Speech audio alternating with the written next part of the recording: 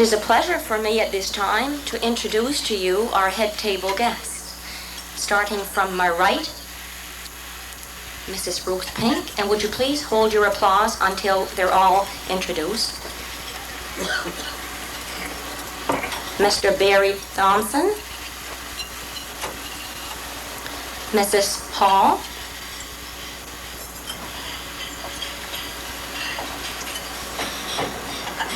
the Premier of Nova Scotia, Roger Hall,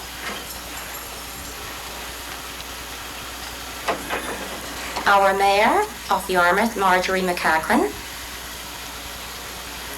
Irving Pink, Mrs. Thompson, and my husband, Ted D'Entremont.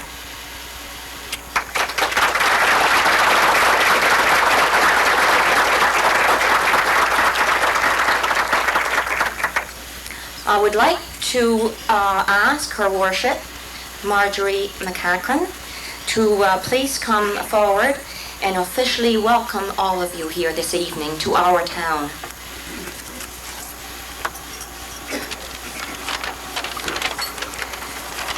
Mr. Premier, Madam President, head table guests, honored guest Roger, members of the Chamber of Commerce, ladies and gentlemen. It is my pleasure, as co-chairman of the 225th anniversary of Yarmouth County Committee, to congratulate the Chamber on their excellent choice of Roger Hall as Yarmouth Citizen of the Year.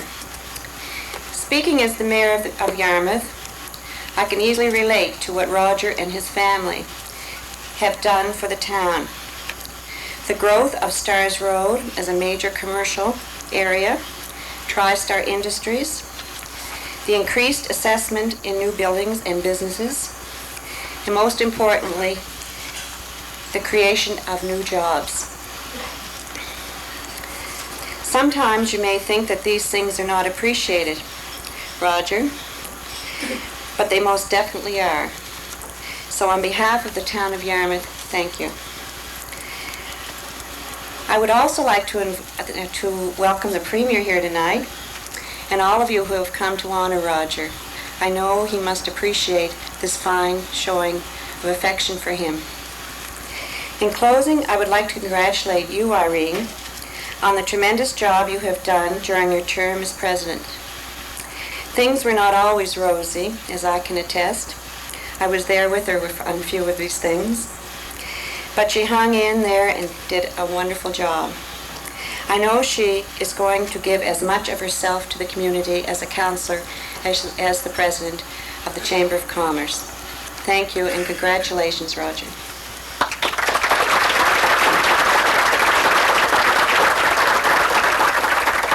Thank you, Your Worship. I would like to take this opportunity to remind you of the work of the Chamber of Commerce and its importance in this area. The Yarmouth Chamber of Commerce is one of the oldest in Canada. It was incorporated on the 23rd of May, 1894. The first in Canada was formed by the Halifax merchants in 1759. In Canada, there are around 800 chambers of commerce.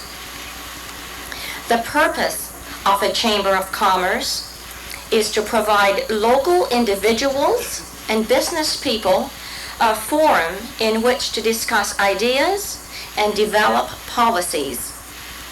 The Chamber of Commerce will always strive to benefit the community.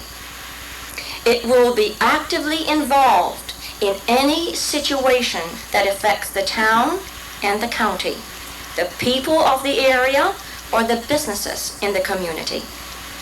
In the future, the Yarmouth Chamber of Commerce wants to increase its membership and to aid in its development and the improvement of the community. The new slate of officers were elected at our annual meeting held here on the 28th of January of this year, 1986. At this time, I would like to ask the newly elected officers to come forward along with the past president, Jim McMullen, who will preside over the swearing-in ceremony. Will you please come forward?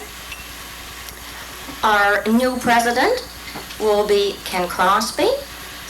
Our first vice president is, by the way, Ken Crosby is with Great West Life Insurance. Our first vice president is Keith Condon. He's the president of TriStar. Our second vice president is Jim Stockman, and he's the president of Foresight Limited, and also a member who was playing in the band that you heard. Our treasurer is Bill Vino, and he's unable to be with us this evening. Apparently his wife is having a baby and he's in the hospital with her. So we certainly did excuse him.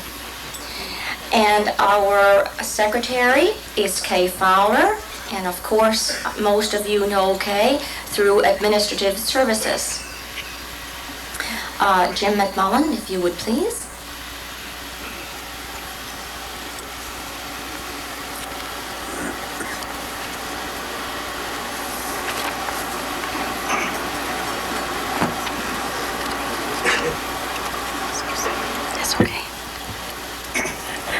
I'm going to ask our newly elected officers to repeat after me the oath of office, and maybe we can do that in unison. We haven't tried it, but we will. If you would repeat after me, I swear that I will faithfully and truly perform my duty as an elected officer of the Yarmouth Chamber of Commerce, and that I will, in all manners connected with the discharges of such duty, do all things and such things only as I shall truly and conscientiously believe,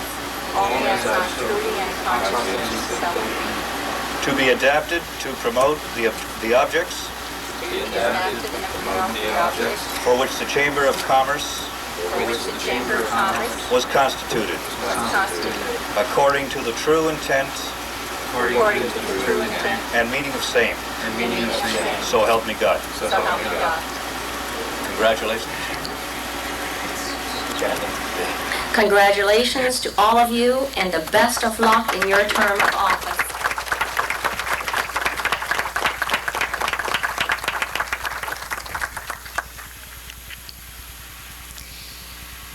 It is very appropriate that on this 225th anniversary of the town and the municipality of Yarmouth, that a very distinguished person has been chosen as the 1986 Chamber of Commerce Citizen of the Year, who, as most of you know by now, is Mr. Roger Hall. I have here a letter that was written by Roger and Ruth's son, Jim Hall, and I think it would probably be very appropriate if I was to read this to you now. I don't think that they were aware that this letter existed. It says, "It has been said that words of greeting should be brief. Although we are unable to be in the room this evening, our thoughts are with you all. It has also been said that the most sincere form of respect and flattery is imitation. In following his business footsteps and working with my dad over the years, I trust my flattery and respect have adequately expressed themselves. Thank you for honoring my dad this evening, the man who has been at various points in my life a father, a teacher, a trainer, a mentor, a supporter, a chastiser, a boss, and most of all, a friend. Our thoughts are with you, and I believe that this evening things will be said which have often gone through my heart unspoken. Thank you for the respect shown towards the thoughts, deeds, and actions of a man with whom I have had the pleasure of sharing my entire life, my father. With a most sincere pride, we wish you all a very pleasant evening. And this was signed by Jim and Sheila.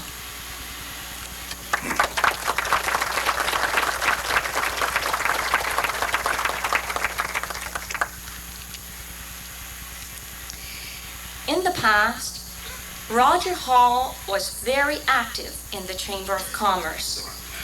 And in 1955, he was the president and very instrumental in obtaining the Blue Nose ferry service, which continues to serve us to this day. One of Roger Hall's longtime personal friend is Irving Pink. Mr. Pink was born here in Yarmouth, and he graduated from Dalhousie University with a law degree in 1936. He was appointed Queen's Counsel in 1958. A well-known and highly respected lawyer, he is a senior member of the law practice firm Irving C. Pink and Associates.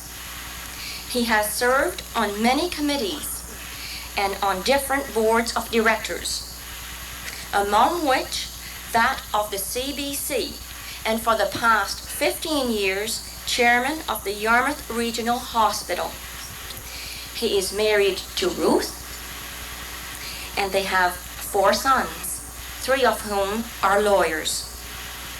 Mr. Pink, would you be so kind as to come up and have a few words about our Citizen of the Year?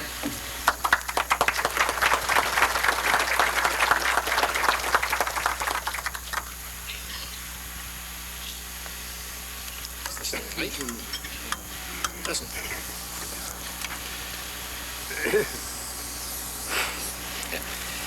Mr. Premier, Madam Chairperson, distinguished guests, ladies and gentlemen. From my friend Ray Corbett, I've been told that one must have a text. My wife tells me that if I don't have something in front of me, I'll go on for hours, and therefore I have something in front of me. Before I get to it, though, I have something that I think I should repeat at this particular time. I should say at this particular time. We're all honored tonight to have with us the Premier of the province of Nova Scotia. He and I don't always see eye to eye, and perhaps he and I have been distinguished by people as being on the opposite side of the fence. But nonetheless, I admire some of the work over the years that he has done. And you know, I have waited many, many years to say what I'm going to say now, because I've never had the opportunity in his presence to say what I'm going to say. He and I don't get together that often. For some reason or other, his politics take him in one direction, mine take me in another, but that doesn't make any difference, and I'm sure Fraser will forgive me if I say what I'm going to say, because I have felt for a long while that one of the mainstays of this area is our ferry service to the United States.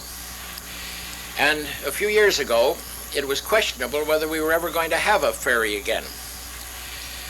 I remember meeting with the Premier and members of his cabinet a few years ago when Lion Ferry, the only ferry that had an opportunity or that had an occasion to go from Yarmouth to the eastern part of the United States. And it was questionable at that particular time whether anybody, anywheres would support a ferry. You know, I have been like so many of you. I figure that politicians, statesmen, and people who run our country don't work very hard. I figure that, they have the glamour, they have the glory, but they don't necessarily spend very much time doing what they should be doing. On this particular occasion, I learned that this was not true. A few years ago, when Lion Ferry were attempting to operate a service between Yarmouth and the States, it was questionable, as I say, what would happen. And as a result, there were many meetings in Halifax. And I remember at 4 o'clock one morning, when we were discussing a contract, the Premier and his whole cabinet walks into the meeting, and every one of them were up at 4 o'clock in the morning working their heads off to see that we had a ferry situation between Yarmouth and the States. Eventually it worked out, and I have always said to myself, I realize now how hard our elected representatives really do work. And on that particular occasion, had it not been for the Premier, and it had not been for members of his cabinet at that particular time, I'm sure that we would not have seen the service that we have today. I say this because this is a Chamber of Commerce meeting, and the Chamber of Commerce are the backbone of the supporters of this type of operation in this area.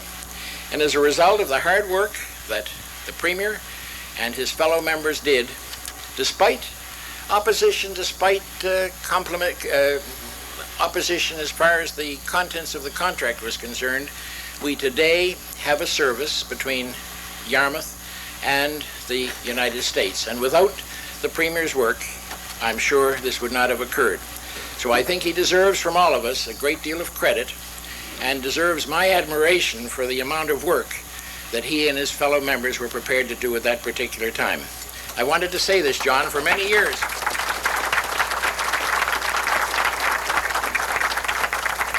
And this is the first opportunity that I've had to depart from my text, and I'm sure Ray Corbett and my wife will forgive me, and I'll now go on with what I was supposed to say. Again, Mr. Premier, Madam Chairperson, distinguished guests, ladies and gentlemen, I felt honored, I assure you, very honored, when your past president asked me a few days ago if I would say something about our guest of honor. I was not sure why I was granted this particular privilege, and I could only assume that because Roger's business life in this area and mine have reached a period of almost 50 years, that your past president felt that probably I could say some nice things, and perhaps I could say some things that weren't so nice. And because of our respective ages, Roger being 10 and I being 11, that nobody would be offended.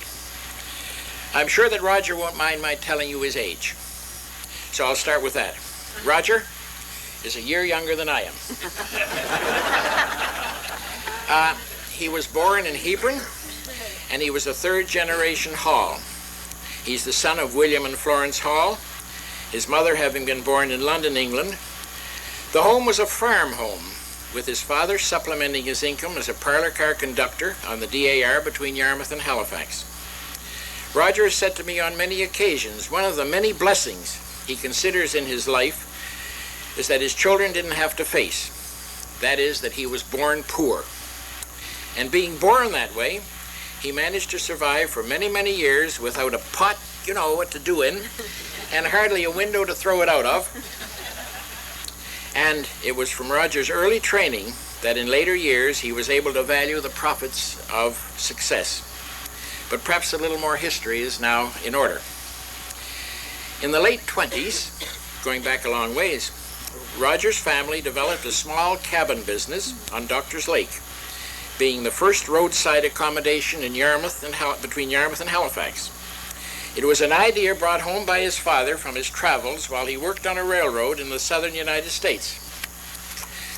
And at that time at the cabins, they decided to put in a gas station, and that's where Roger began his trade as a mechanic.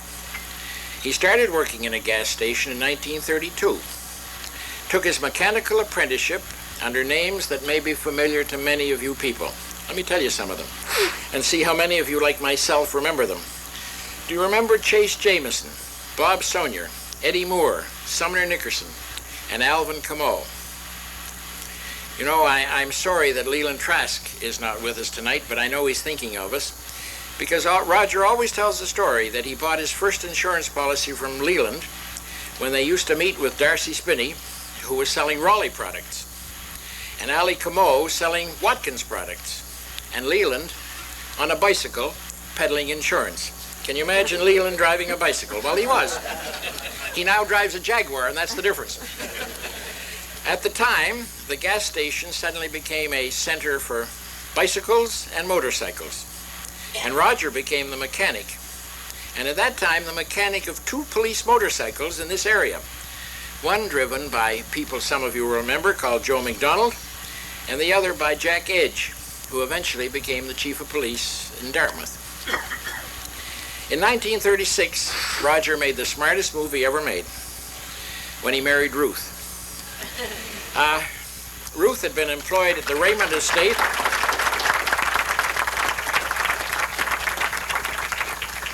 across the street from the Hall homestead.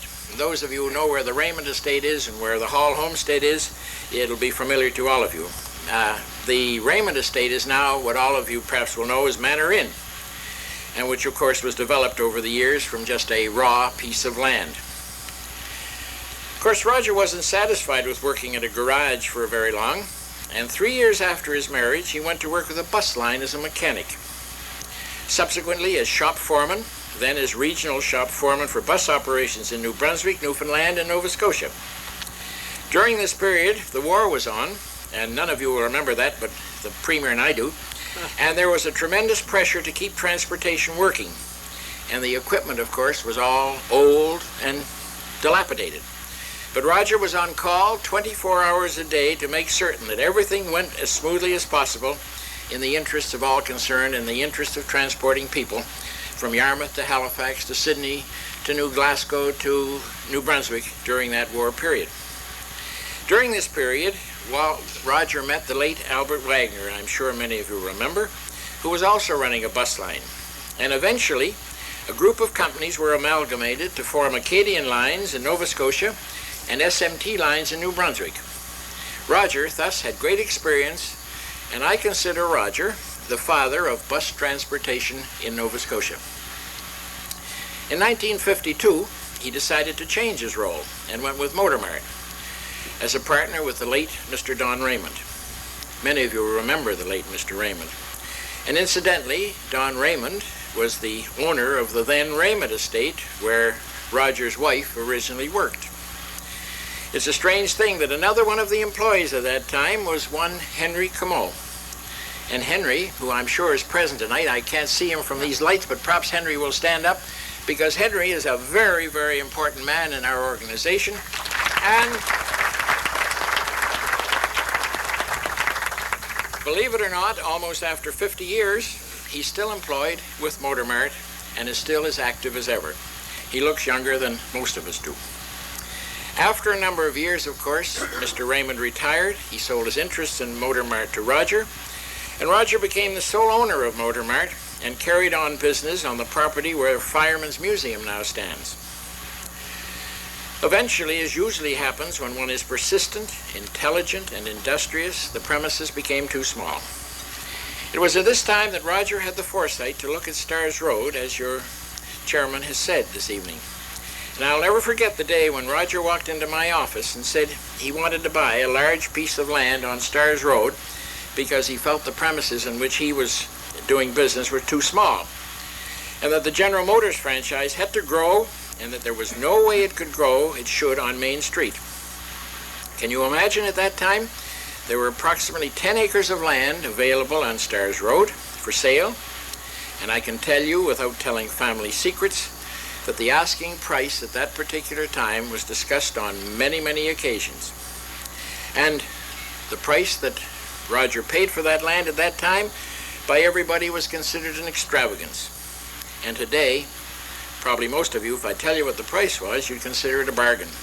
And probably a lot of you would offer him many times more than he paid and be very happy to do it. But at that time, it was the beginning of Stars Road. Roger had the foresight, I suggest, to see that Main Street in the town of Yarmouth could not accommodate a modern dealership complex, and as a result, Motormart was basically the first operation of any size that began on Stars Road, and thus began the development, the important development of a second main trading area in Yarmouth. All of you will remember that prior to the opening of a number of businesses on Stars Road, Main Street was the place. I'm sure many of you will remember how all of us on Saturday night would go down on Main Street and there were crowds and crowds and crowds of people. Now we have crowds of people, hopefully on Main Street on Friday night, and lots of people on Stars Road as well. And I think Roger has the honor and had the foresight to realize that the town had to expand, and again, he was the father, I suggest, of the expansion of property in the Stars Road area. As business began to grow, Roger realized that if it was to remain in the area, and if it was to remain important, new blood had to be brought into the business. Roger's two sons, after service in World War II, when the business continued to expand, joined him. And I guess nothing could make a father happier than to be joined in business by his sons. And I am sure that he'd be the first to agree that the family arrangement led to the growth of his business. As time went on, and most of you now know, Motor Mart and its subsidiary companies have become one of the most substantial industries in our town. It is one of the largest employers in what we would call a small business, and ever since Jim and David have joined their father, they have never looked back and have become one of the most prosperous and one of the largest motor vehicle operations in the province. Just so you won't think that all Roger did was work, I must tell you that he's been involved in many, many local organizations in town. As your chairperson has told you, he was past president of the Chamber of Commerce. He was a director of the Boys and Girls Club, president of the Rotary Club, involved, again, as I say, with the Chamber of Commerce for many years, a founding member of the Hebron Garden Club, and many other organizations. His hobbies are sport fishing, canoeing, hunting, gardening, traveling, and his antique cars. If you ever want to see antique cars, you should talk to Roger. Roger is also a member of the Hebron United Baptist Church, active in church service, and is highly respected in all these various organizations. Madam Chairman, ladies and gentlemen, there are many other fine things I could say about our guest of honor, but perhaps before I close, I should tell you a little bit about Roger's philosophy of life. Roger has always felt that making money is important, but nonetheless, there are only two ways to use your money. One is to invest it in the business, to expand the business in the interests of the town and the area in which you live. And secondly, which is most important, to spend it for happiness. As I told you at the beginning of my impressions, Roger has always felt that one of the many blessings in his life was that he was born poor and had the opportunity to progress. Roger takes pride in having started the business from scratch and watching it prosper over a period of almost 50 years. I know that he has always said to David and Jim, the first dollar you make is like a seed, planted well, and with some help from the good Lord, it will grow. And in the following year, $1 might reap $2. Remember, it is a very long road to that first $100,000. Usually much longer and much more difficult than to travel into your first million. Just like your seed, money also grows, so does your credit, and for certain right projects, we need our line of credit at its highest if we are to move ahead rapidly.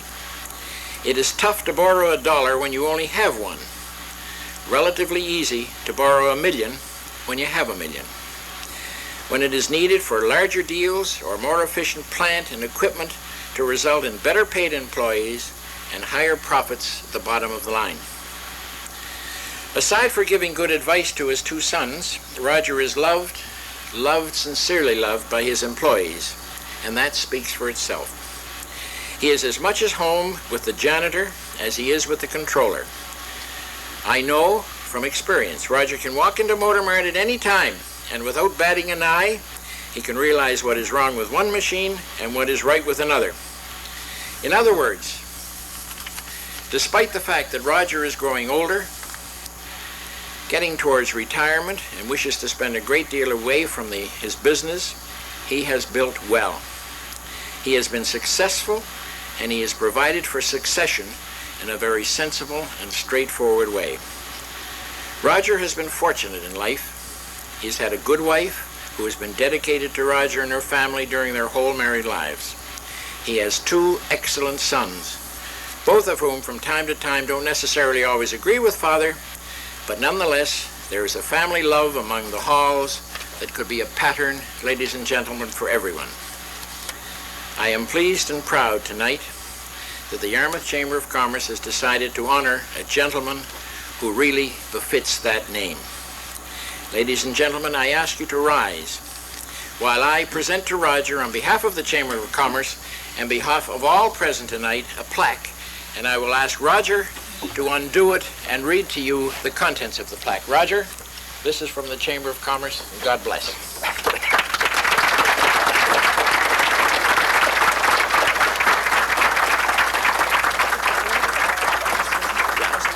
She knows it, yeah. Oh, is there?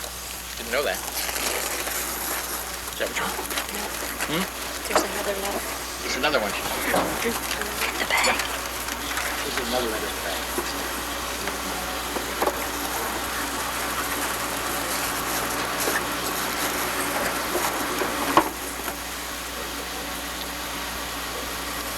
Thank you for having patience with me. I have hard to recognize who was doing this after all the comments. The plaque reads as follows. Yarmouth Chamber of Commerce honors C. Roger Hall as 1986 Citizen of the Year, March the 7th, 1986, in recognition of outstanding service to the community.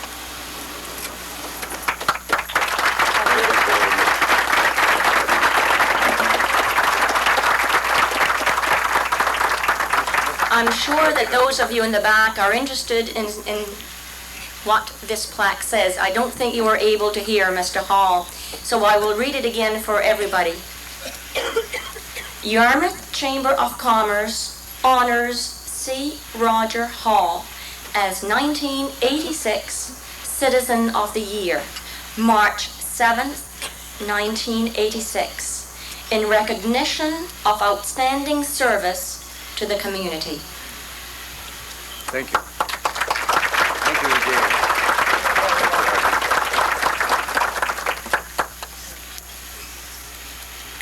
I would now like to call upon our Mayor, Marjorie McCachran, to make a presentation to Mrs. Hall.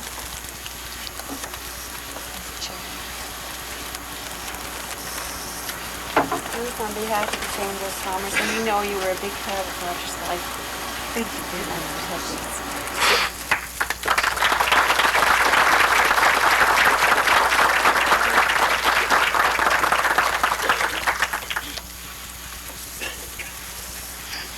I have just received a telegram that I think that I should read. And the telegram is from, and I'll read as it goes. Congratulations on being named the Yarmouth Chamber of Commerce as the Citizen of the Year 1986. Both Gordon Thompson and I had planned to be at the dinner at the Grand Hotel this evening, but unfortunately the snowstorm and highway conditions made this too risky. Hope you have a very pleasant evening and continue to enjoy life for a long time. Best regards from Gordon and myself, George C. Thompson.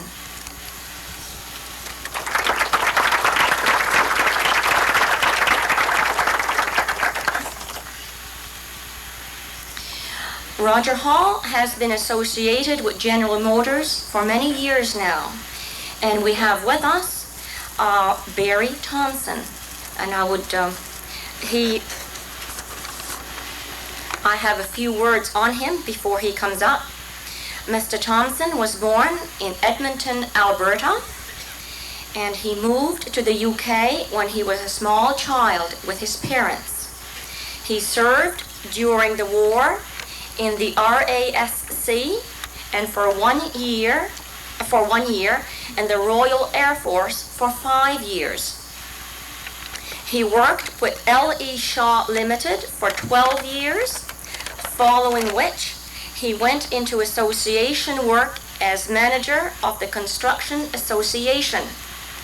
He left that position 20 years ago to establish a business providing management and administration for industry and professional associations, A.B. Thompson Associates Limited, of which he is the president. Thus began a long connection with the automobile industry through the Nova Scotia Automobile Dealers Association, which he serves as the executive vice president. He is a past president of the Halifax Junior Board of Trade and the Halifax Advertising and Sales Club. He is involved in church and community affairs, and he is a Rotarian. He is married to Edith. She's here with us this evening. And they have 2 sons, 1 daughter, and 1 grandson. Mr. Thompson, please.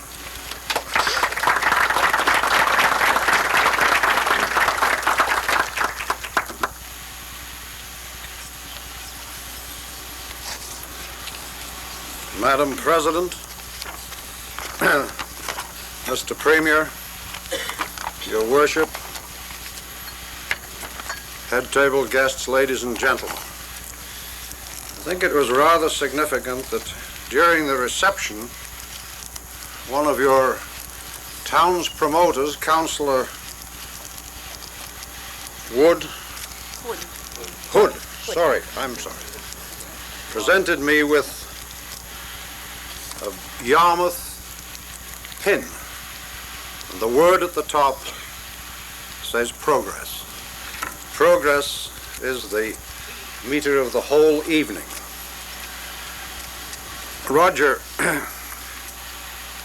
I don't know how many years it is that you and I have known each other, but friendship is an ageless thing anyway. But when you reach this stature, it causes people to start researching the past and makes life more interesting. In my research in the past, I came up with a couple of rather interesting items, and they both bear on the seriousness of the tribute. One occasion was when you and George and Gordon and Ralph Pepper were in Detroit at a bus show, and George and Gordon had to fly back, and the 2 that remained who had to drive home, Roger and Ralph Pepper, were both very determined people who knew exactly where they were going. Neither one was inclined to ask for directions. They knew. And they started off for home and were 50 miles south of Detroit before they discovered they were on the wrong road. The other little story, which is evidence of Roger's frugality and Ruth's attention to his needs, concerns, now part of this may be apocryphal. I've heard the story in 2 different ways. One deals with hearses, the other deals with ambulances.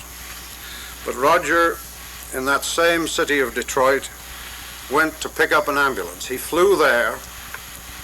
No, it was a hearse. It was a hearse. For the purpose of the story, it has to be a hearse. And armed with the flask of coffee and the sandwiches that Ruth had packed, he started on his way home, and when he got tired, he climbed into the back and went to sleep. There's a would-be car thief somewhere in the northern United States who is still running.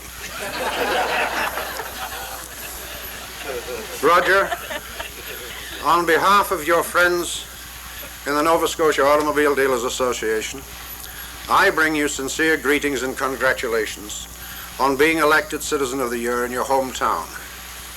It is an occasion when many would wish to bask in reflected glory, but these honors come only to individuals. On this occasion, the honor is bestowed on a man of serious mien who has always put back into industry a goodly portion of the benefits he has derived therefrom. It has been put back not only in the enterprises he has founded and developed, but it has also been returned to the industry by his lively interest in the affairs of his industry association. The Nova Scotia Automobile Dealers Association is the unified voice of an industry which in Nova Scotia employs almost 4,000 people, of whom approximately 2,800 are heads of families.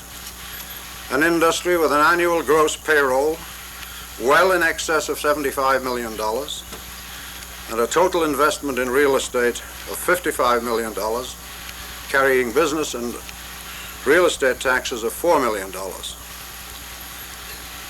The members of the association collect and remit to the province of Nova Scotia sales tax in excess of $51 million annually. Keep it coming. This industry, Mr. Premier, is a significant contributor to the economy of our province. It is an industry built and developed by entrepreneurs. We honor Roger Hall this evening as one of those entrepreneurs, recognizing that inasmuch as he is a part of the growth of the industry, he is more importantly a product of his own energy and dedication to a purpose. And although we can be quite sure that Roger Hall, entering into business less than 40 years ago, did not in a specific sense envision his patriarchal role in the group of companies with which he is surrounded today, it is because of his own purposeful efforts, well supported by his two sons, that he has achieved this point. We are here to pay a sincere tribute to hard work, to pay a tribute to building a strong foundation in business and continuing to build on that foundation. We are saluting a man of great pride, not a foolish pride, but one with a strong blend of humility.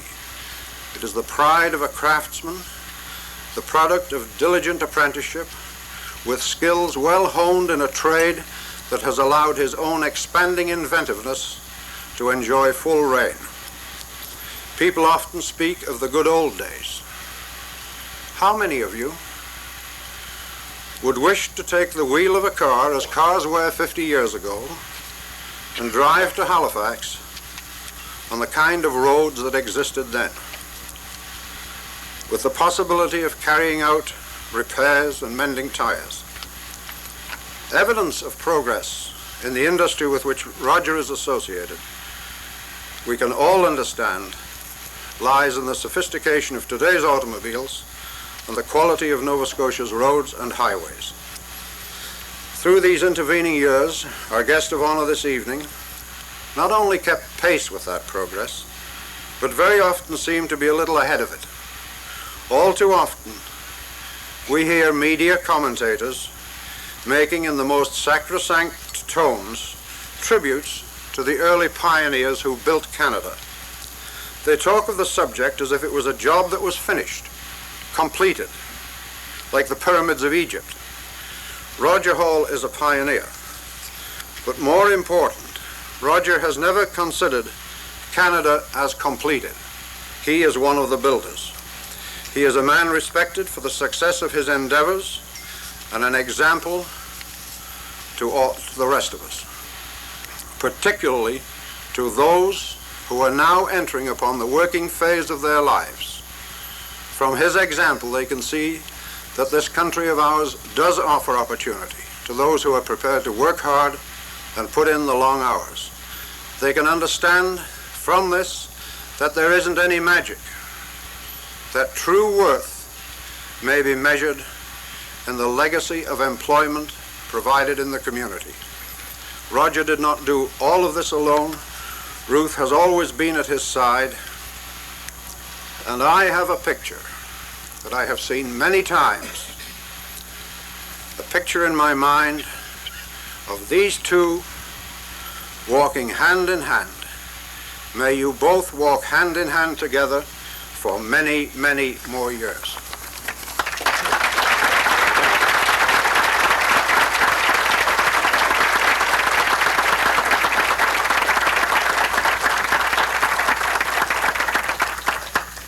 Thank you, Mr. Thompson. Mr. Hall, I have received many letters from your friends and business associates with regrets that they could not be here to celebrate with us this evening. I will give you those letters, but there is one letter that I think I would like to read to you, and this is from the Firefighters Museum.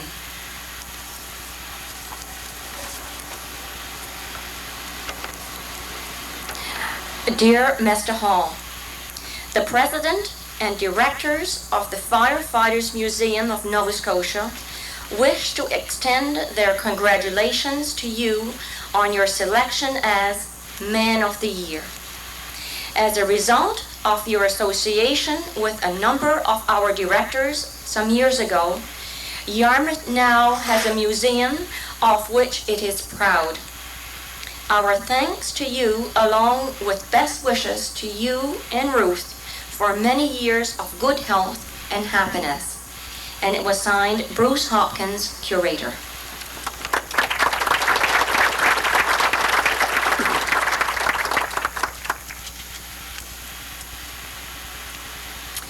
Now, in an evening filled with highlights, it is my pleasure to introduce formally our special guest speaker, the Honorable John M. Buchanan.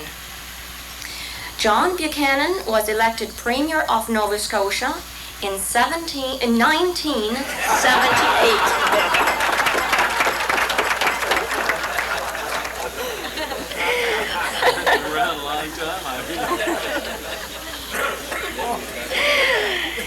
He entered Mount Allison University and graduated in 1954 with a Bachelor of Science degree and an engineering certificate.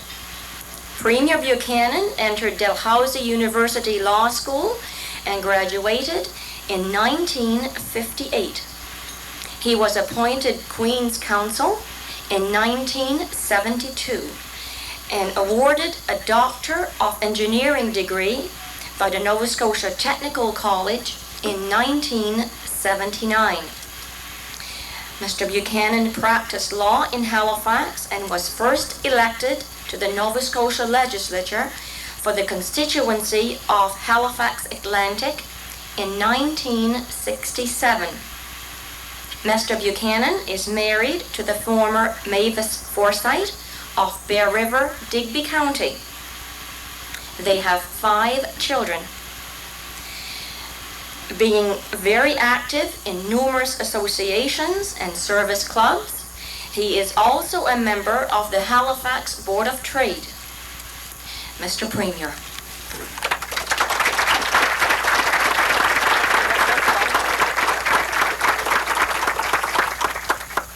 Thank you very much, Irene, Your Worship, our very distinguished head table guests, and particularly Roger and Mrs. Hall, my colleague Alec, and ladies and gentlemen. what did you say? 1798. Well, you know, there are times in the business I'm in you feel rather old, but not that old yet. First of all, I want to thank you very, very much for inviting me to be present with you tonight on such an auspicious occasion as honoring one of your businessmen in this area, one of your citizens as Citizen of the Year. Before saying anything about Roger, I want to take this opportunity to thank Irving Pink for his very kind words that he's spoken about me tonight. Irving will remember that it just wasn't one night that we went through negotiations.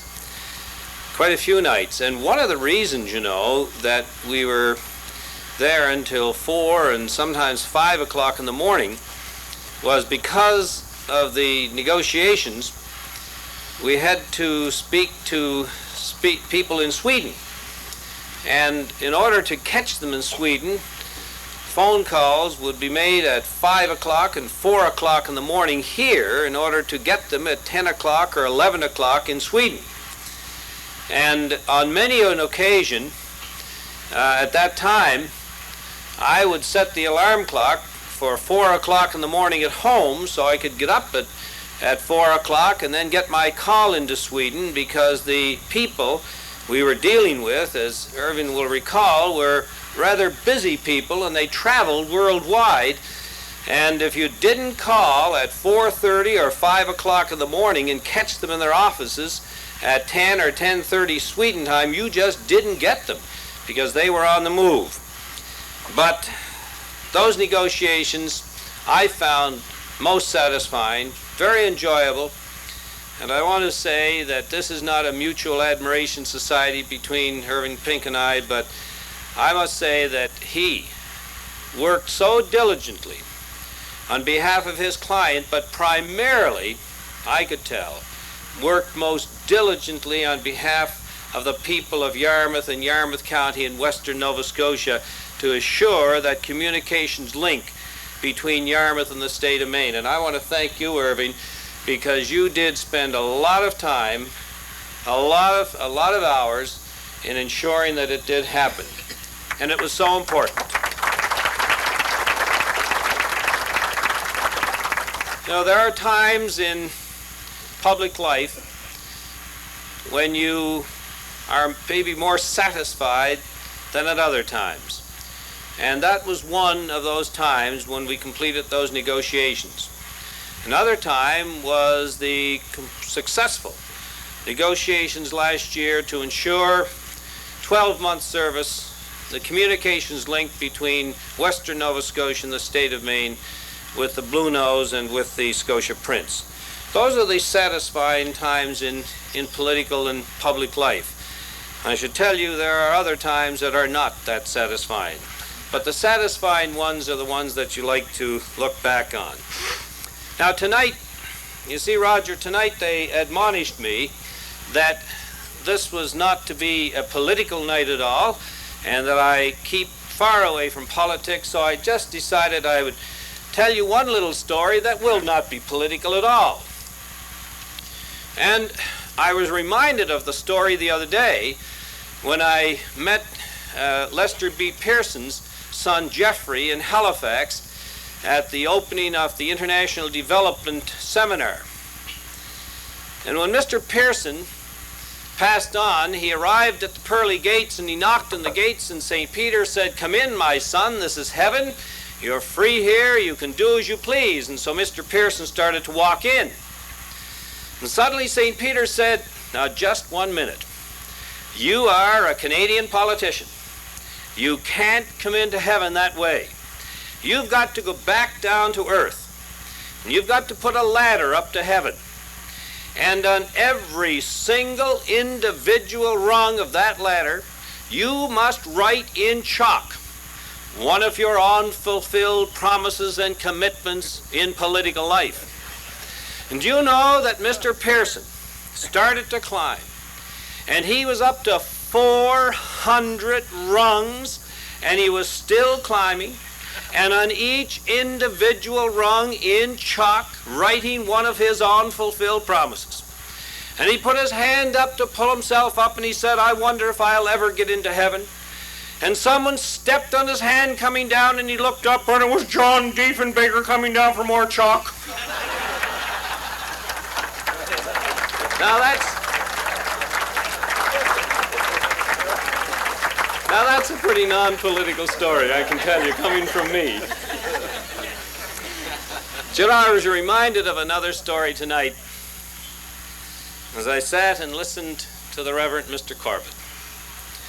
I believe he must be from Scotland. There's no question about that. And back in 1979, A. Gordon Archibald and I traveled to Scotland to support and promote the international gathering of the clans. And we were in the town of Inverness. And Inverness, as you may know, is famous because that's where the Loch Ness Monster is. They tell the story there that even the chief of police will tell everybody that is absolutely correct. They should tell all their friends and neighbors to come back and see the Loch Ness Monster because he, the chief of police, has even seen it. He will not tell you, of course, that the reason he wants you to come back is because his wife and his sister have bed and breakfast places in Inverness. But, you know, the Scots, thrifty Scots. However, the Provost of Inverness put on a luncheon for Mr. Archibald and I and our wives. And before the luncheon, I was explaining to the Provost, who was a very, very colorful individual, and his name was Ian Fraser. And I was telling Provost Fraser that I was 100% Scot. A Buchanan, a McLennan, a Campbell, and a MacLeod.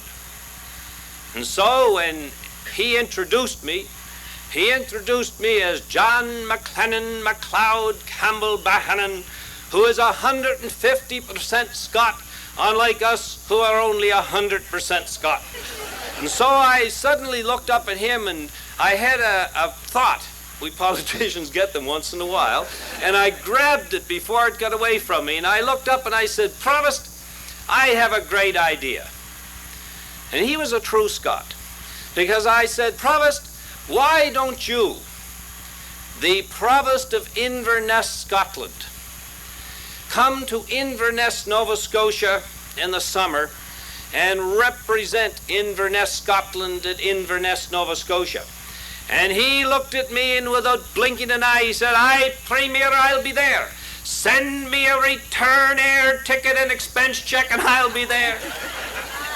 But I proved I was even a better Scot than he. I sent him neither, and he didn't come.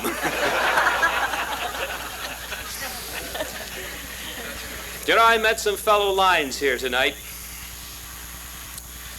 And I recall a funny story told by an international governor of Lions. He was from Alabama, way in the deep south. And he went to a baseball game.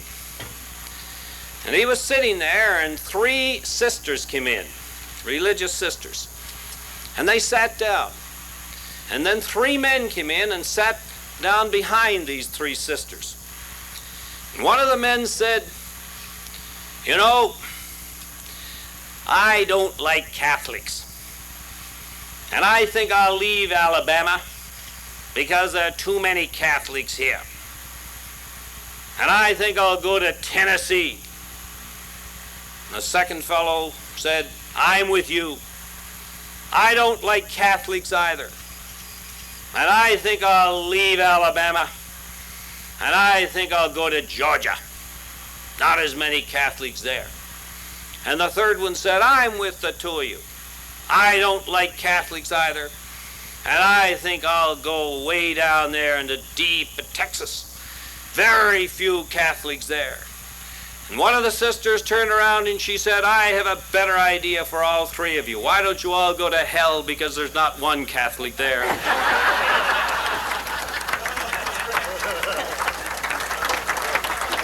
Well,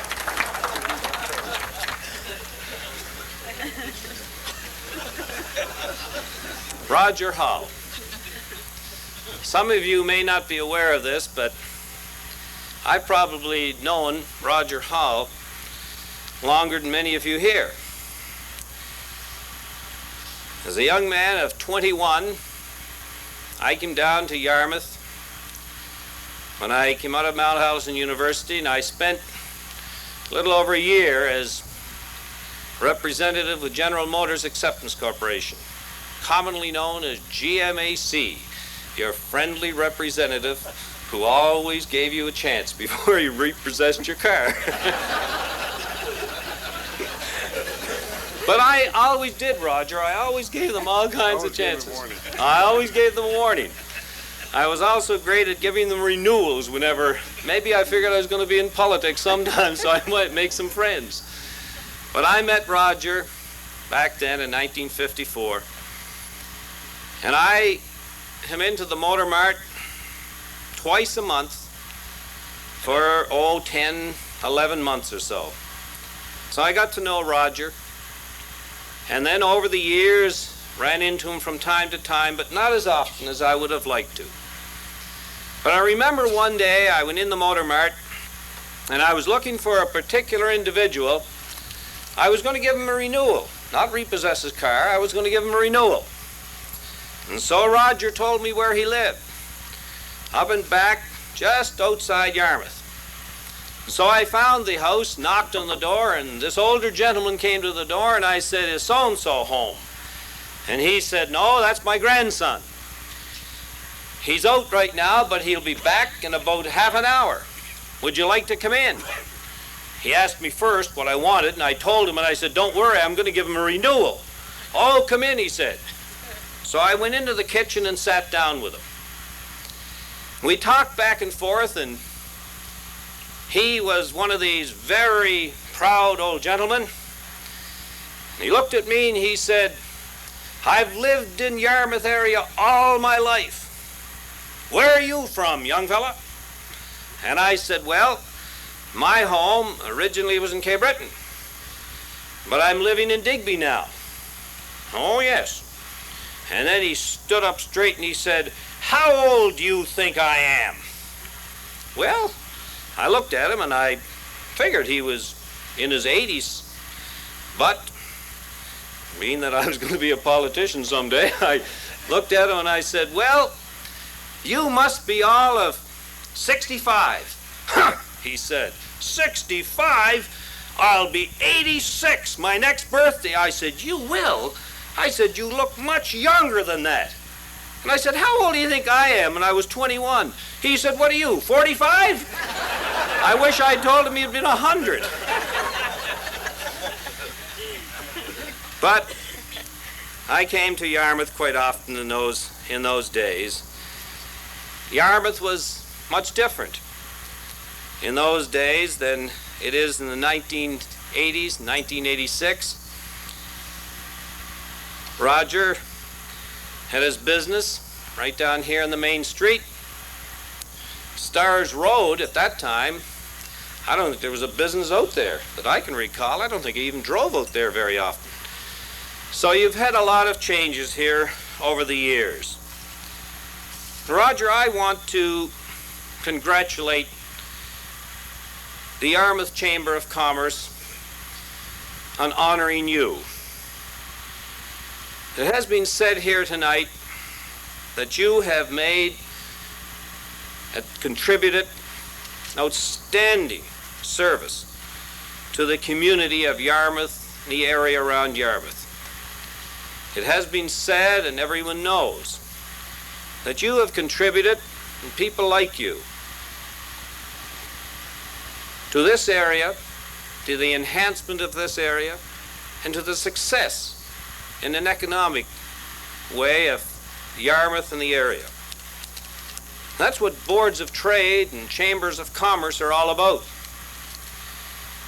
Because in the same way that individuals like Roger Hall have made that outstanding contribution to an area, the Board of Trade, Chamber of Commerce, I've often wondered why some places they call it the Chamber of Commerce and the Board of Trade, but as Irene and I spoke a minute ago, they're both one and the same. But chambers of commerce, voluntary organizations, voluntary association of very progressive business persons, professional citizens in the commercial, industrial, and business world, ensuring civic welfare in the area in which they live. And that's what they're all about. Let me read you something that I looked up this afternoon. the basic statement of policy of the Chamber of Commerce, the creation and development of a healthy business atmosphere, a better understanding of business and economic problems by all citizens through the sponsorship of pertinent discussions, conferences, and you just had a big successful one here, institutes, and other means of publicity. The promotion and development of tourism, and you know all about that here. That's one of the prime objectives of your Chamber of Commerce. The development of high levels of employment, the strengthening of trust and confidence between management and labor, one of the very important functions of the Chamber of Commerce. A continuing liaison with government at the provincial and federal levels. We know all about that. To ensure the Chamber's considered opinions are adequately expressed. The active participation in public affairs by Chamber members and the public at large, and attracting new business to locate in the area, and the encouragement, and this may be one of the most important, the encouragement of sound ethical standards of performance. Now, the Chamber of Commerce here, I think you are a manifestation of every one of those statements of policy. I've jotted down here just a few, and a very few, of the projects that you've been involved in. The Main Street program, the business people, the town, and the province, joining together in one of the better Main Street programs throughout Nova Scotia. And a program that will be continuing and will continue this year, as long as the business people in the area, led by your chamber and the town, are interested in ensuring that your Main Street grow and thrive and continue in the future. And so we're there to help you if you want that help. The industrial park. You know, that industrial park, a lot of people were a bit nervous about that, wondering whether it would work. Well, it has worked. And I understand it's filled and you're going into another phase, the beginning of another phase of the industrial park. I don't know how much the Chamber of Commerce was involved in the work carried out in your arena. The province certainly was very pleased to participate in the work done in the arena here. And I don't want to get a controversy going tonight, but I really don't know the present time where the Civic Center situation is at the present time. But when that comes about, I'm sure the Chamber of Commerce will be involved in that. The mayor, of course, is well aware of the problems of the water system here and the assistance that I know the town received from the business community and the Chamber of Commerce. It says here, attracting new business and assisting new business. And I know that members of your Chamber of Commerce were so much involved in the discussions leading up to Rio Algum, commencing the first tin mine in North America in Yarmouth County up in Kemptville. And so you are the manifestation of many of the policies in the basic statement of the Chamber of Commerce. Now, you mentioned Stars Road here. I'm told by Alec, and have been told consistently by Alec, and again tonight by Irene, that Stars Road is one of the big business areas in Yarmouth. And I'm told that there's a set of lights that are needed. That's right. At Brunswick Street and Stars Road. Well, if the Premier of Nova Scotia has any clout whatsoever, I want to tell you that I'm going to go to bat for you to get those lights as quickly as possible. Thank you. In fact, I suspect the lights will go in very soon, Alec. Again, I'm so pleased to be here with you tonight. So happy to be with Roger and his dear wife, with David and his wife, and to hear the letter from a very proud son tonight, as I know David is also. It's one of those times in public life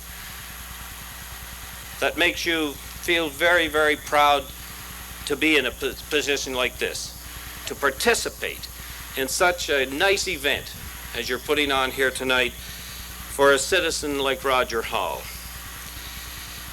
May I conclude my short remarks with something that I believe is so appropriate to Roger Hall and his dear wife. May the road rise up to meet you both. May the wind be always at your back. May the gentle rains fall upon your fields. May the sun shine upon your countenance, and may the good Lord hold you both in the palm of his hand forever. Congratulations, Roger Hall, an honor well deserved by the Chamber of Commerce of Yarmouth.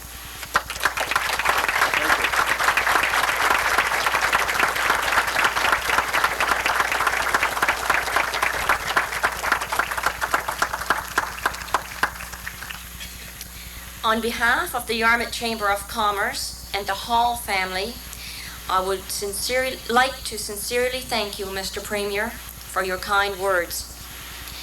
We are truly honored by your presence. I believe that we have a letter that came in from Laird Sterling, Alec. I would ask you to read it, please.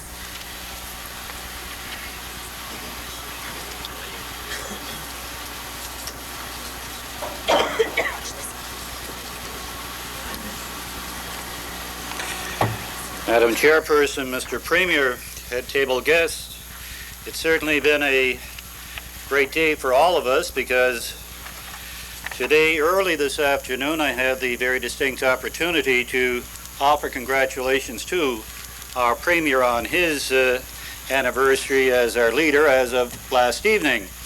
And today he reciprocated, or just now reciprocated, with a set of traffic lights, which I've been looking for some time. So thank you very much, sir.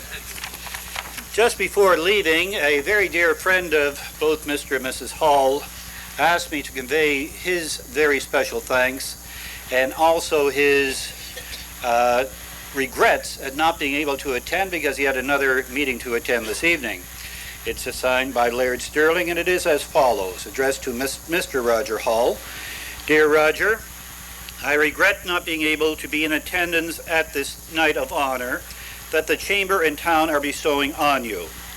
From my personal years in the town of Yarmouth, having coming to know you through service work in the community and watching the innovative methods of yours and the efforts of your family that have brought new industry and new ideas to the community of Yarmouth, I can think of no one more deserving of the honor being given to you tonight. Congratulations to you on your night that is so deserving. Sincere regards, Laird Sterling.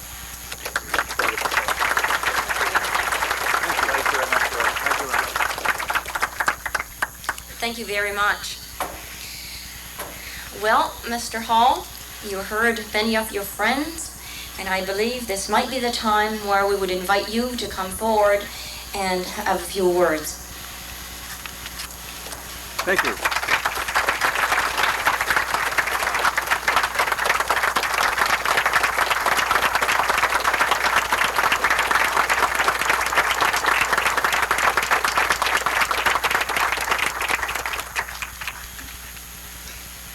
Madam Chairperson,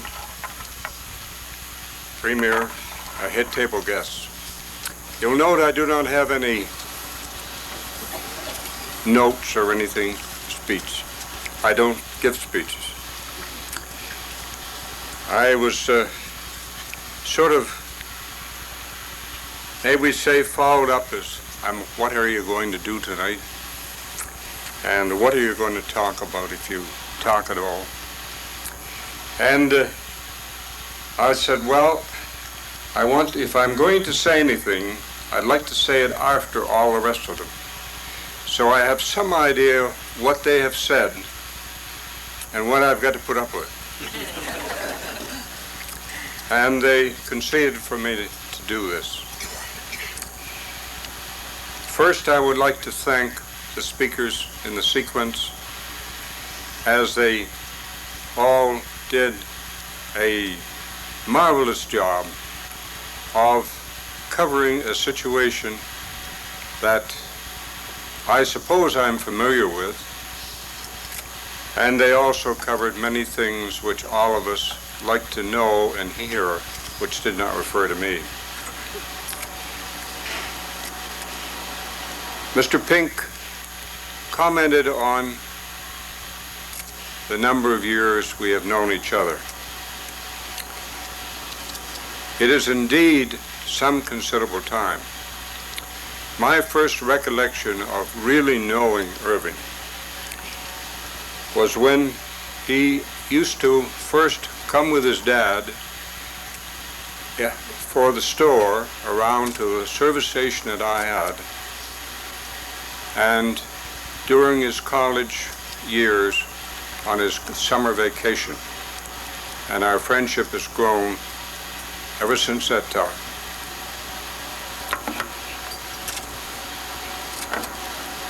I've always considered that to be successful in your decisions, you should use all the best benefits from your people who should and probably do know what's going on.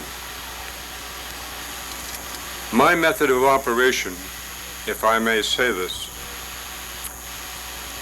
was to, if I got an idea which I thought was feasible, I would first go in and talk to my bank manager and lay it in front of him, as I used to tell him, you're the one that's going to supply the money, so you should know what's going on. And then if I knew I could get money to pay for it, to go in and talk to Irvin and see how many pitfalls there were in my idea. And I can truthfully say that his advice has been excellent.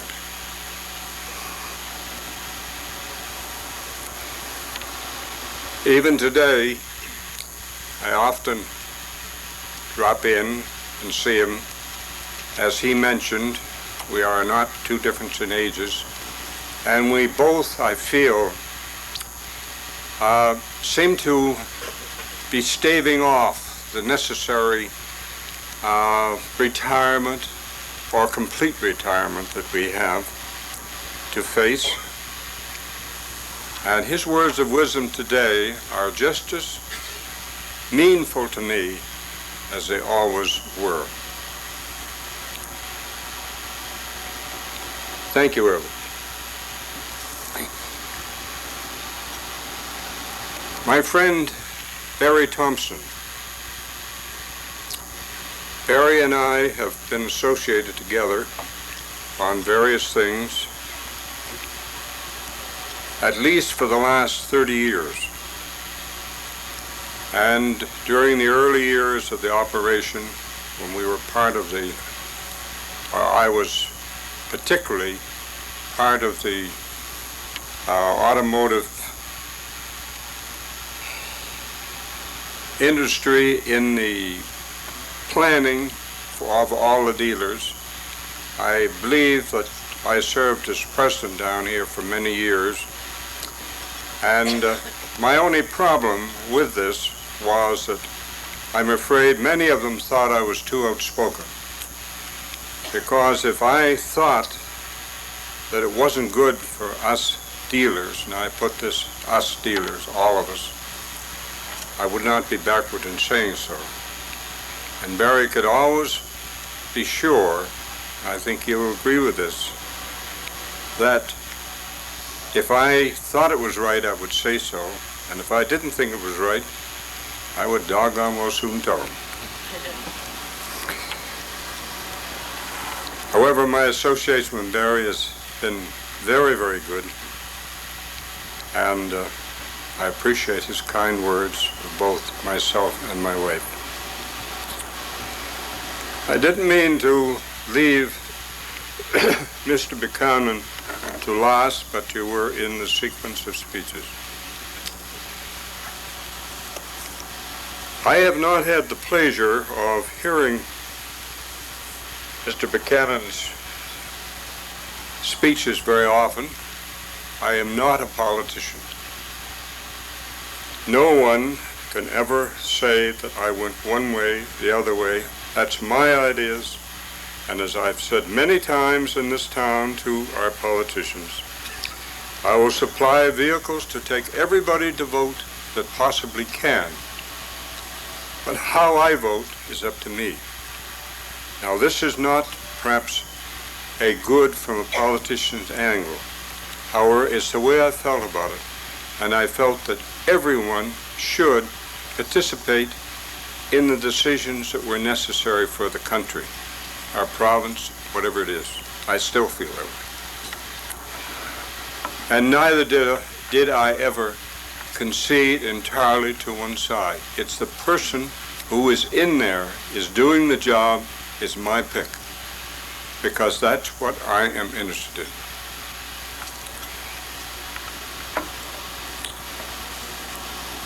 Mr. Buchanan's speech tonight was excellent. I listened to it and wish I had heard more. That's all I can say.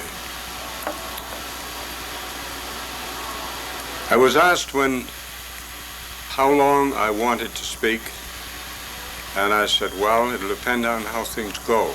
I'll listen to the rest of them. Well, I will say that Eileen said, well, it's your night. You talk as long as you want to.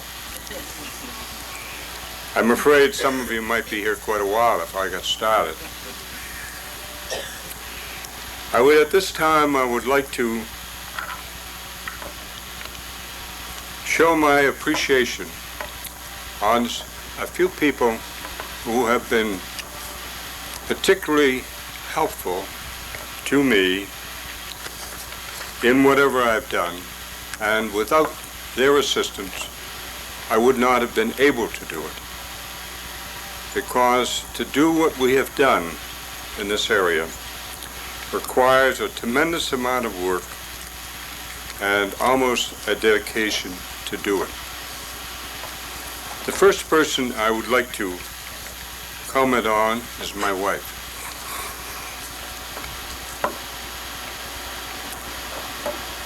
She has not had an easy time being married to me because hours have never meant anything, meal times have meant less, and being away from home was often a consideration versus being around home. I would try to tell you that it has been all sunshine, but we have worked things out, and I am happy to say that this is our year of our 50th anniversary.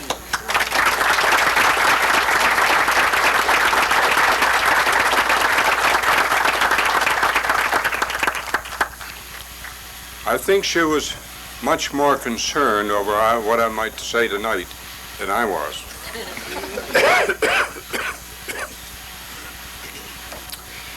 The next thing I would like to show my appreciation is my two sons, who in 1968 decided, after they had completed college, that they would come in to the organization. I had gone as far as I could go on the Yarmouth location here on Main Street. The local people had been most considerate of me because I had cars parked all the way up to their front doors, all the way from Brunswick Street, clear up to the railway station, and down to the corner of the street. And I knew that I couldn't continue to grow unless I had some room to do it. So in talking with my two sons, David and James,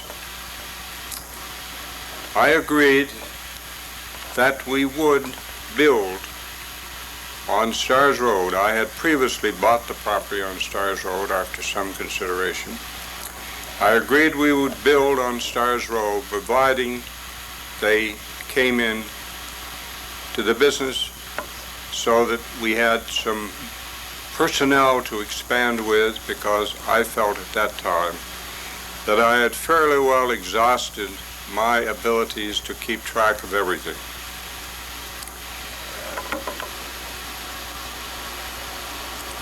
They came in 68, and in 69 we built the service station that is up there as a pilot building, having a complete plot plan of the whole property where our larger building is today.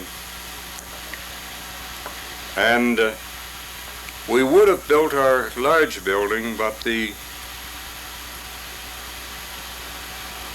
estimates and contracts which came in were too high.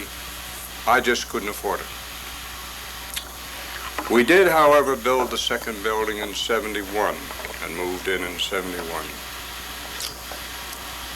And all of them in the group set to work.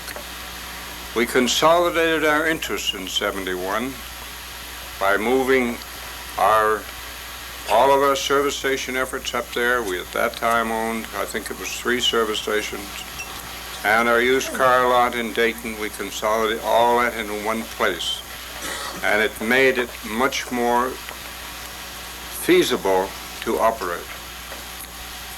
And things went along quite good. My two sons did a marvelous job, a much better job than I ever could do. I myself do not have too much formal education. I have a grade 11. I squeaked through on the grade 11. I don't dare to look at my marks because they were just got by the line, and that's all. And I couldn't go any further because it meant walking 5 miles to get to school further after that, and there wasn't any money to do anything outside of that.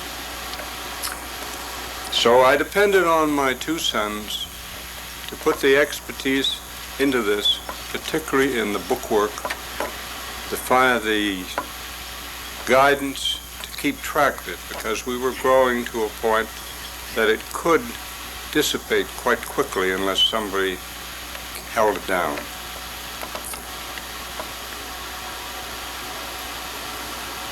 They are undoubtedly,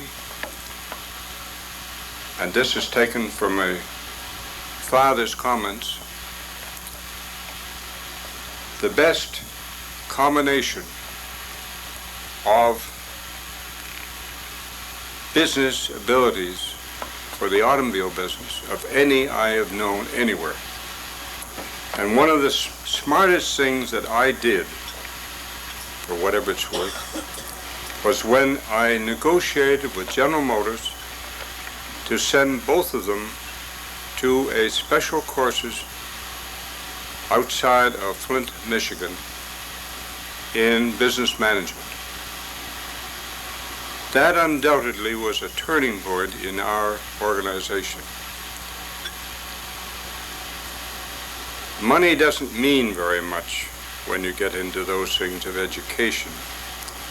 I don't have those things, but they supplied something I didn't have, and they've done a wonderful job. Among the group that we had on Main Street, and I have been connected with over a number of years, we had 2 or 3 who are here, and I would like to recognize them as being so extremely helpful over the years. I think of the employees that were there when I came came with me shortly afterwards.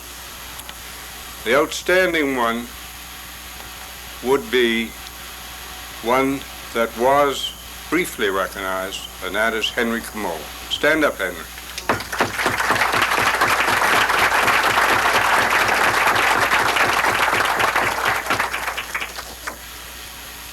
I have known Henry long before I went into business. We have been together for 32 years.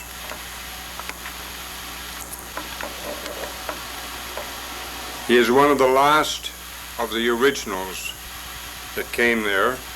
I have watched them gradually go down the process of age and realized that I was getting to the same boat.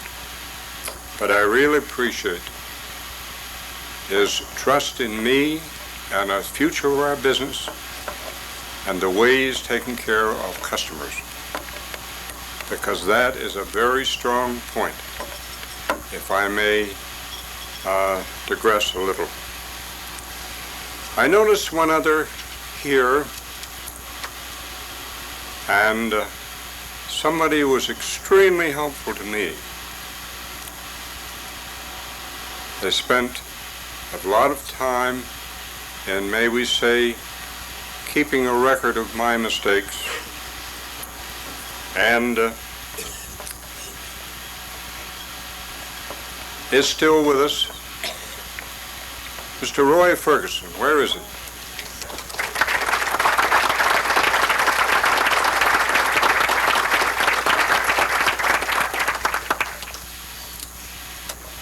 Roy was one of the most helpful persons in the financial end of it, of anyone I know. We also have somebody else here that was with me over some very hard times, because our early days were not always good. Mr. Buchanan spoke of being in and out of the business in 1954. It reminded me of something, and he spoke about GMAC.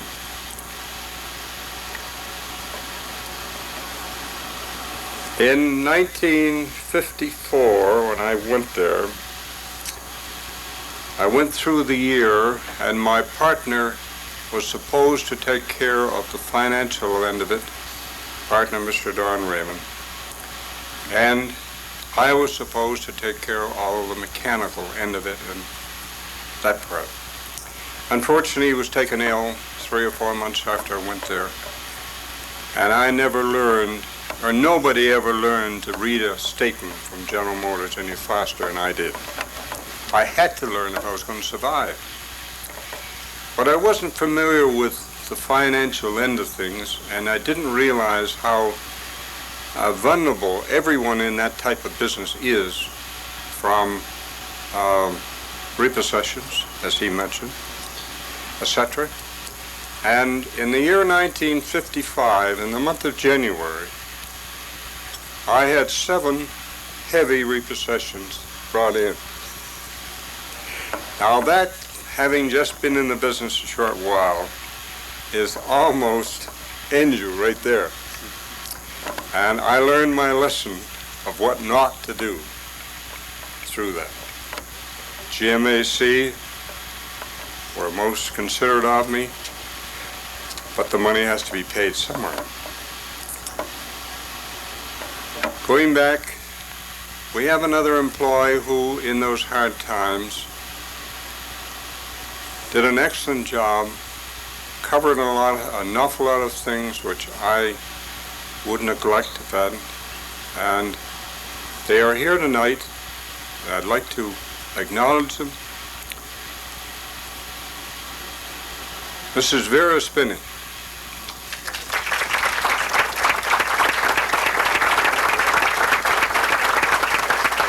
I can't see from the light. Mrs. Spinney was my secretary for 16 years.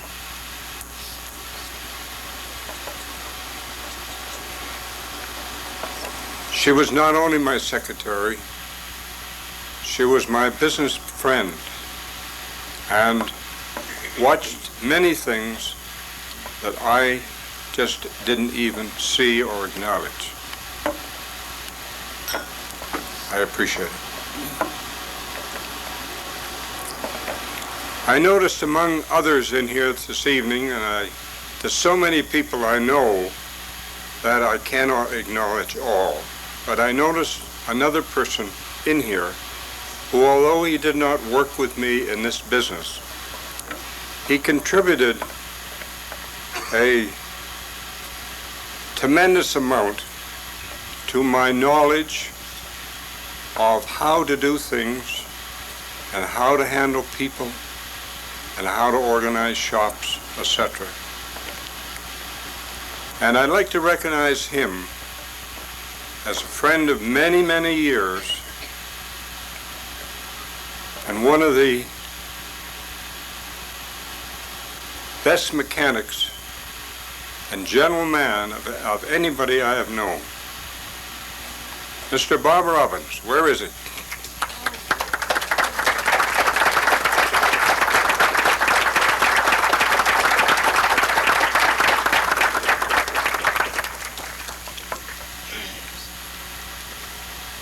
Bob and I spent considerable time in Newfoundland, and that was the best education that I ever had.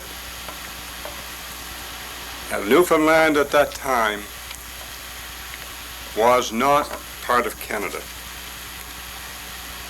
All our parts came out of New York. It was almost impossible. It started in about 44 when we were there, 44, 45, through there. And we had to improvise. Everything was improvised because you had nothing to work with, and you still had to keep going. We were handling the entire city of St. John's, Newfoundland, in bus work. The American base down on the shores of Quidaviti, Fort Pepperell. There was about 75,000 sailors in the city that we had to handle when I was there. And when I first went there, we even had to handle Torbay for the Air Force. And nothing to work with. And train all of our own men because there wasn't anybody available. They were either in the Army or they knew nothing of what we were doing. These things contributed to my education far more than some of the books and some of the schools that I might have gone to. And were a major factor. People such as Bob and many others who I could name but would not mean too much to any of you younger people, were a marvelous way and source of information.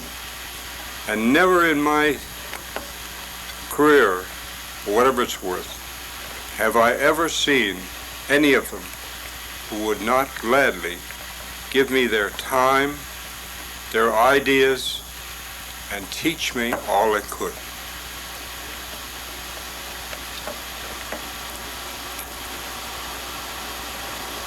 It's been a good life for both myself and my wife, at least I think for my wife. I would love to have her say so herself, but she warned me not to call her that. There are quite a number of our heads of departments and employees here. I'd like to thank them all for their contribution to the company. There's a gentleman here from General Motors, which I would like to thank for taking his time to come here. My association with General Motors has been excellent, and perhaps my record with them and my record of my sons with them has been helpful. I mentioned it has been a good life, but believe me, there has been some ups and downs. My previously mentioned Henry Comeau and I had spent many hours together trying to improve the business when we first started. One of my fondest memories is the first new car show we had, the first new car show for Yarmouth, I believe, over in our building over here, our old building. And Henry and I, in order to get that car show going, we spent Saturday and Sunday in high rubber boots with a barrel of caustic soda, large barn brooms, and hoses, washing the shop down so it was fit to show a used car display, and then we painted it. Now, we've done that several times, Henry. Also, one of my fondest memories of Henry and myself, although there are many of them, was being called out at 2 o'clock in the morning for a large tanker that contained fuel oil being rolled over down in Argyle. And it was full of fuel, and we had to get it out. This was in the middle of the winter with snow in all directions and snowing. We spent, Henry and I, and one other who was not here, spent till 2 o'clock, 3 o'clock, 4 o'clock in the morning. I had my car down there, and on the way back, that road was very icy, and I made a complete circle on the road at Hatfield's Corner, and the car went backwards through the fence, down over the bank, and set on its rear bumper right there in the sand, about 6 feet below the level of the road. We crawled out of there. I shut the ignition off when we went back. And my good friend Dolphy Hubbard, who is still alive but not with us now, was driving the wrecker. And we waited, kept out of sight till he came along. We hooked onto the car, hauled it up over the bank, kicked out the fender, and I came home with it. Now these are just some of the things. Henry and I spent a day and a half.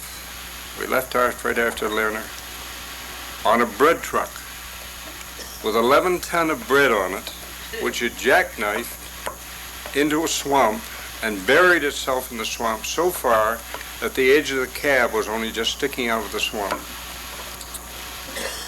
We had to get a bulldozer and dig a hole around it. We hooked onto a building for a deadfall to haul it out with a wrecker.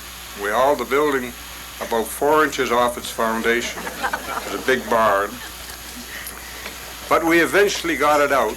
We started right after dinner out of here. We got back here 11 o'clock the next morning. Now these are some of the things that many of our older employees remember. And I can truthfully say I enjoyed every one of them. And I would sooner be doing that than in the office. I would much sooner, and I still would. However, I think I've talked long enough. I could tell stories all night of things going on. I'm not a good storyteller as far as humor stories like that, because it's been perhaps a very realistic life of mine. But I'm going to close off, and I want to thank all of you for taking the time to come here. I have so many friends in the audience, I couldn't even point them out. and some of them date back to many, many years. They all mean an awful lot to me, and I try to see them as frequently as I possibly can. My time got, may we say, extended. I realized that I didn't have that many more years to do all these things, so I started to phase myself out. And now, if I can do it, I will spend 5 months where it's warm, 5 months up here, and a month to go each way. That was my dream. I've had 5 years now, so if it stops, why, that's all right. Thank you very much for being here. I hope I haven't bored you. I appreciate everything that everybody's done, and thank you for your consideration.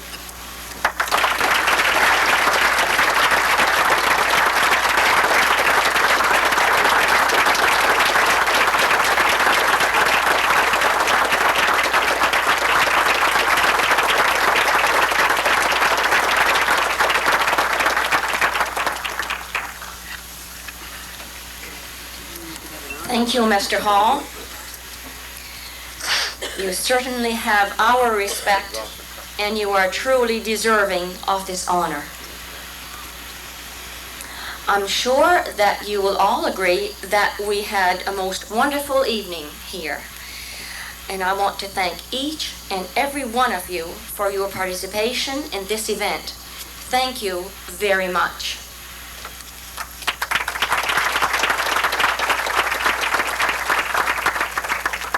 I would like to especially say thank you to Jim Stockman, who chaired the committee for the Citizen of the Year, and for a job well done in organizing this event.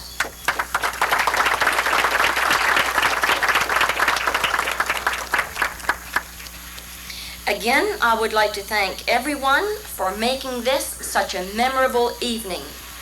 You are all invited to stay. I'm sure the band will start playing again, and there will be a cash bar set up here in this room, and I'm sure that you will all like to talk to Mr. Hall, so I hope that you'll stay with us for a little while longer. Good evening, and thank you very much.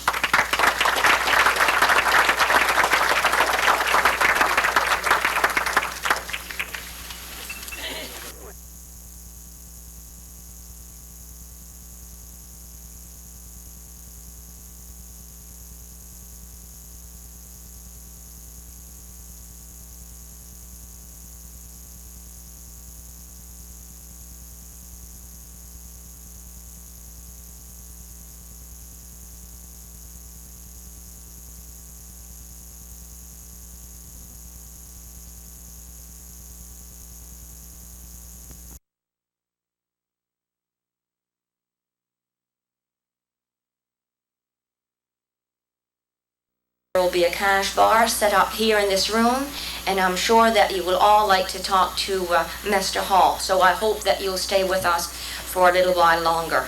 Good evening, and thank you very much.